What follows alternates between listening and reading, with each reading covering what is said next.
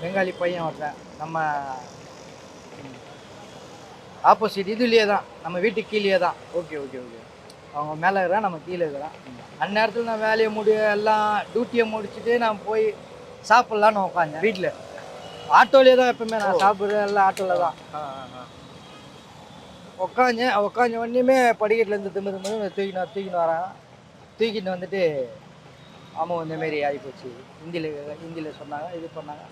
சரி உடனே ப்ரைவேட்டுக்கு இட்டுன்னு போட்டேன். அமீர் ஹாஸ்பிட்டல்னு ஒன்று இருக்குது மின்ட்டில். ஓகே. அங்கே தூக்கிட்டு போயிட்டு அது பண்ணாங்க. இல்லை இது பெரிய ஹாஸ்பிட்டல் தான் எடுத்து போனாங்க. அங்கே இது பண்ணோம். நம்ம இந்தமாரி போயிட்டு வந்து எல்லாம் முடிக்கும் போது கரெக்டாக காலையில் 5 மணி 5:30 மணி. காலையில் விடிகாத்தால் 5 மணி. அப்போ கொஞ்சம் யோசிச்சு பாருங்க. அப்போ நாங்கள் வந்து என்னால் முடியாதுன்னு நாங்கள் சொல்லிட்டு போகலாம். இத்தனைக்கும் அவனும் ஓலா ஊப்பரில் தான் போகிறான். கீழே என்ன நினைப்பான், ஒரு கோட்டி அண்ணன் வந்து அங்கே இருக்கிறாரு, ஒரு நம்பிக்கை நம்ம மேலே. எமர்ஜென்சினா இவங்க வருவாங்க, கூட வரமாட்டான். அந்த நேரத்துக்கு எவன் வரான் சொல்லுங்க. கரெக்ட். அப்படியே வந்தாலும் இது பண்ணாலும் ஓலா ஊப்பரில் வந்து டபுளாக போடுவான்.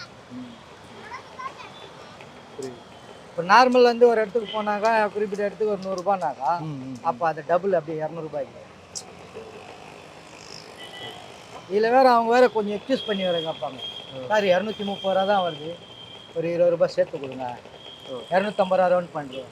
இதே நம்ம கேட்டேன்னு வச்சிங்க, எக்ஸ்கியூஸ் பண்ணி விடுறோம். சார் ஒரு 10 ரூபா பார்க்காதீங்க, முன்ன பின்ன ஒரு சந்தையில் உள்ளே போனோம் சொல்கிறீங்க, வர சொல்கிறீங்க இது பண்ண ஏன்பா நான் கொடுக்கணும், பேரம் பேசுவார். இப்போ இதே ஓலா ஊப்பரில் வந்து பட்டனை தட்டியாக்கா அது எந்த கிலோமீட்டருக்கு எவ்வளோ வருதோ அதை அவங்க கண்டிப்பாக கொடுத்து தான் ஆகணும். அப்போ இவங்க கொடுக்குறது போக இவங்க இது பண்ண போக அப்போ அவன் கேட்குறத இவங்க கொடுத்து தானே வரும். இப்போ இதில் வந்து அதிகாரமாக கேட்குறவனும் இருக்கான், எக்ஸ்கியூஸ் பண்ணி கேட்குறவனும் இருக்கான்.